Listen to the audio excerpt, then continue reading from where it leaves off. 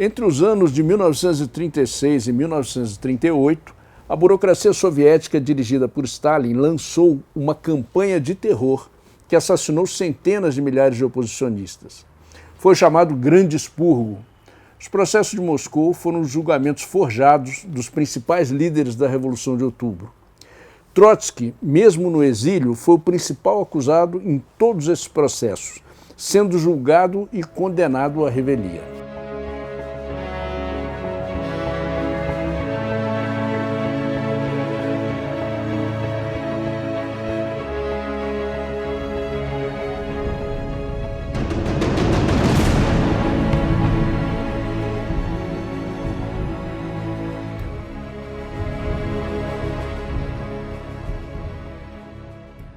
Com esse vídeo nós estamos retomando nossa série sobre Trotsky e hoje nós vamos falar sobre o terror stalinista desencadeado na década de 30. A partir de 1923, a oposição de esquerda trotskista foi perseguida, a princípio com expulsões do partido e demissões do trabalho.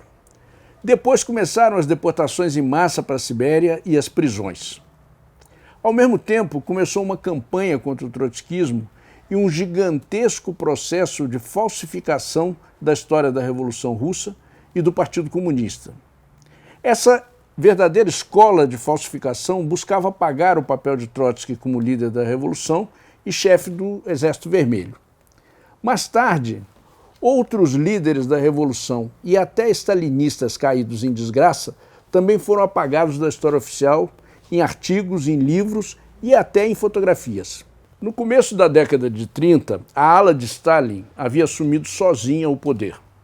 Já tinha reprimido a oposição de esquerda e obtido a capitulação de vários dos seus dirigentes, como Radek, Preobrazhensky, Pyatakov, Smirnov e outros. Por outro lado, Zinoviev e Kamenev, que eram antigos dirigentes soviéticos que tinham participado da oposição unida, também capitularam. Stalin derrotou também a ala direita do partido, seus antigos aliados, que eram Bukharin, Rykov e Tonsky. Mas apesar da sua vitória parcial, o poder da burocracia stalinista não estava consolidado. Sua situação era muito instável. No campo, a coletivização forçada da terra tinha aberto uma enorme crise da agricultura. A aceleração da industrialização se fazia à custa do aumento da jornada de trabalho e dos baixos salários. Também no partido havia uma insatisfação de distintas alas contra o regime, não só dos trotskistas, mas dos capituladores, dos zinovievistas, dos bukharinistas e até de setores da própria burocracia. Por outro lado, a situação internacional era crítica. A vitória do nazismo na Alemanha em 1933 colocava de imediato o perigo de uma guerra desse país contra a União Soviética. Stalin precisava consolidar o seu poder antes da guerra. Para conseguir esse poder total, Stalin precisava eliminar todos os setores que se opunham a ele, mesmo aqueles que haviam capitulado. Isso significava eliminar toda a velha guarda bolchevique. Mas o principal objetivo de Stalin era eliminar a oposição de esquerda trotskista, porque era o único setor que tinha um programa alternativo à burocracia. Defendia o fim dos privilégios dos burocratas, a democracia operária no Estado e a democracia interna no partido. A única maneira de acabar com essa oposição, que se recusava a capitular, era matando todos os seus militantes. Foi o que Stalin fez. O pretexto para o começo do chamado Grande Expurgo foi o assassinato de Sergei Kirov, principal dirigente do Partido Comunista em Leningrado, em dezembro de 1934. Kirov foi morto por um jovem militante, Nikolaev, que estava revoltado com a opressão da burocracia soviética.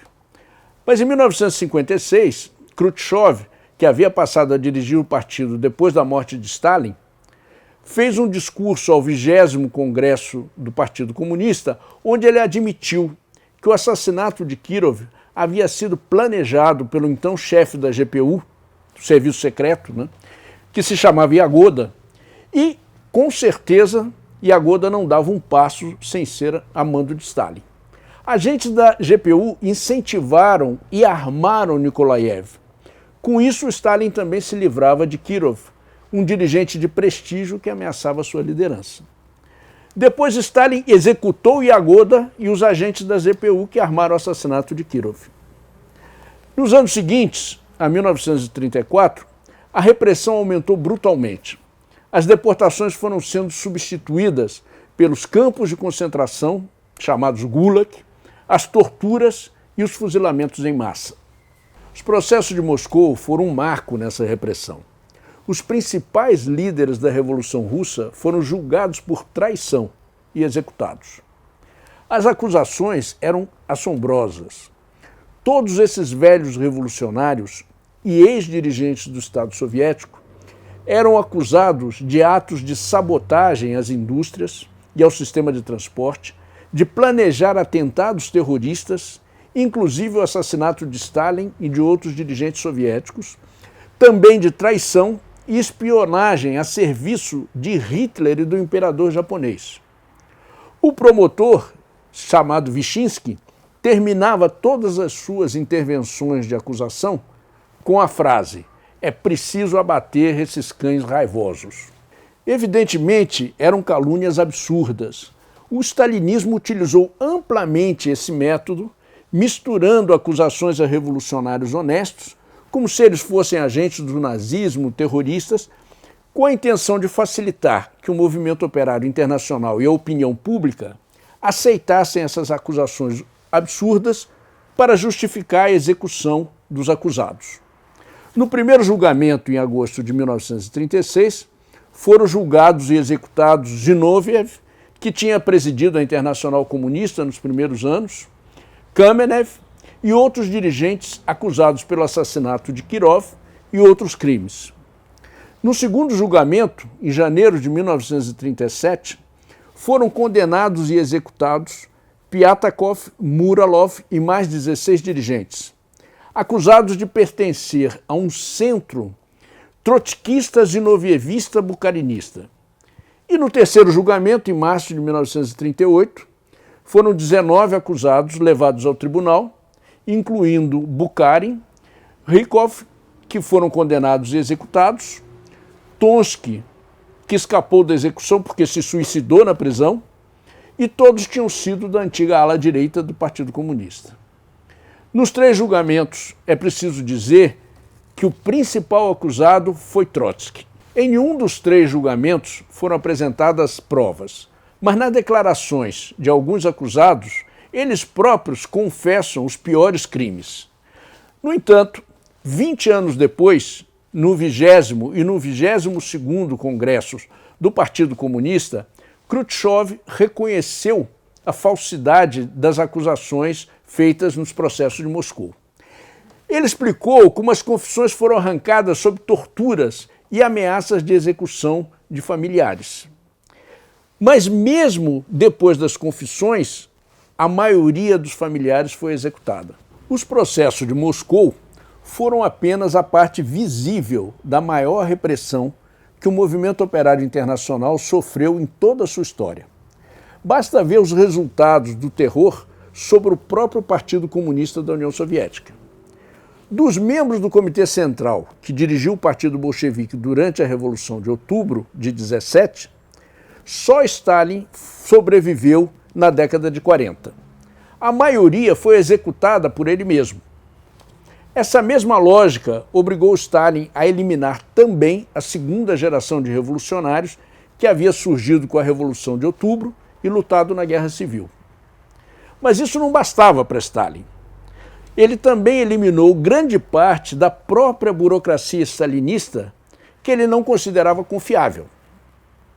Por isso, no 14º Congresso do PC, em 1934, quando o partido já estava totalmente burocratizado, dos 139 membros eleitos do Comitê Central, 98 foram executados. Também dos 1.966 delegados ao 17º Congresso do PC, quando a oposição também já tinha sido expurgada, 1.108 foram executados. O terror também atingiu as Forças Armadas Soviéticas. O Marechal Tukhachevsky, herói da Guerra Civil, Outros 2 marechais e 8 generais foram executados. 45 mil oficiais do Exército Vermelho foram presos e 15 mil deles foram executados, acusados de traição. Esse expurgo enfraqueceu terrivelmente as Forças Armadas soviéticas e facilitou a invasão da União Soviética pela Alemanha nazista em 1941, 5 anos depois. De acordo com os arquivos soviéticos, durante 1937 e 1938, a polícia secreta, chamada NKVD, deteve 1.548.000 pessoas, das quais 680 mil foram executadas. Mas alguns historiadores calculam que mais de 800 mil pessoas foram oficialmente executadas. Isso sem contar centenas de milhares que morreram de fome, frio, doenças nos campos de concentração da Sibéria e que desapareceram sem registro. A sanha assassina de Stalin se voltou especialmente contra os trotskistas. A ordem era matar todos. Dos cerca de 10 mil militantes que foram mandados para a deportação e dos campos de concentração, só existem 3 relatos conhecidos de sobreviventes. Os últimos 1.000 foram fuzilados nos campos gelados de Vorkuta e Kolyma, no Círculo Polar Ártico, depois de greves de fome de até 90 dias em protestos contra a sua situação. Trotsky denunciou ao mundo inteiro a farsa dos processos de Moscou e das acusações contra ele. Ao mesmo tempo, denunciou os crimes de Stalin e a sua escola de falsificações. Ele solicitou apresentar sua defesa em um contra-julgamento, já que os tribunais stalinistas não permitiam que ele se defendesse. Foi formada então uma comissão de inquérito, composta por intelectuais e dirigentes do movimento operário de vários países, dirigida pelo filósofo e educador norte-americano John Dewey. Trotsky fez sua defesa e apresentou inúmeras provas a essa comissão que desmentiam categoricamente todas as calúnias do stalinismo. Ele foi considerado inocente de todas as falsas acusações. Ele explicava que a luta contra a feroz repressão sob a oposição marxista na União Soviética era inseparável da luta para a libertação da vanguarda proletária mundial, da influência exercida pelos agentes stalinistas e pelos métodos stalinistas em todos os partidos comunistas do mundo. Aos que diziam que a denúncia dos crimes do stalinismo poderia prejudicar a União Soviética em um momento que era preciso enfrentar o nazismo e o fascismo, Trotsky respondia que a classe operária mundial necessitava saber a verdade. A mentira, ele dizia, é um instrumento das classes possuidoras.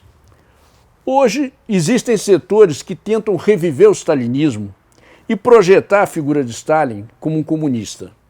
É preciso desmascarar isso. É mais necessário que nunca que as novas gerações conheçam os crimes do stalinismo contra a revolução e o proletariado também. O stalinismo não tem nada a ver com o marxismo e com o comunismo. Foi uma burocracia contra-revolucionária que preparou a restauração do capitalismo, que se deu décadas depois, porque criaram na União Soviética um Estado similar ao nazismo, que aniquilou toda a organização independente do proletariado. Pior ainda, o stalinismo usurpou o nome da Revolução de Outubro, manchando por décadas o socialismo e o marxismo, que foi falsamente identificado com a pior das ditaduras. Somente os trotskistas se opuseram coerentemente e até o fim à barbárie stalinista. Uma importante declaração sobre isso foi feita por Leopold Trepper, um ex-stalinista. Trepper foi o chefe da extraordinária equipe de espionagem soviética que atuava dentro da Alemanha nazista e era conhecida como Orquestra Vermelha. No seu livro, O Grande Jogo, Trepper escreveu o seguinte sobre os trotskistas. A revolução havia degenerado num sistema de terror e de horror. Os ideais do socialismo estavam ridicularizados por um dogma fossilizado que os verdugos tinham a disfarçatez de chamar de marxismo. Todos os que não se sublevaram contra a máquina stalinista são responsáveis por isso. Coletivamente responsáveis. Não faço exceções e não escapo desse veredito. Mas quem protestou? Quem elevou sua voz contra o ultraje? Os trotskistas puderam reivindicar essa honra. Nos tempos dos grandes expurgos, só podiam clamar sua rebelião nos vastos desertos gelados para onde haviam sido enviados para serem exterminados. Nos campos, sua conduta foi admirável, mas suas vozes se perderam na tunda.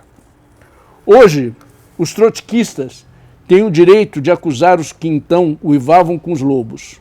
Que não esqueçam, porém, que possuíam sobre nós a imensa vantagem de dispor de um sistema político coerente, suscetível para derrubar o stalinismo e ao qual podiam agarrar-se no meio da profunda miséria da Revolução traída. Nós queremos prestar uma homenagem à memória desses milhares de trotskistas, homens e mulheres, que dedicaram a vida à Revolução e defenderam a classe operária até o fim, sem capitular à barbárie stalinista, e morreram pela causa do verdadeiro socialismo.